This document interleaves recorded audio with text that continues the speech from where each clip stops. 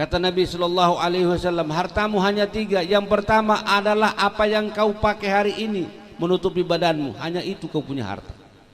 Karena sesudah meninggal kita dicabut semua, dibuka semua untuk orang lain. Yang kedua kata Nabi, hartamu adalah yang kau makan.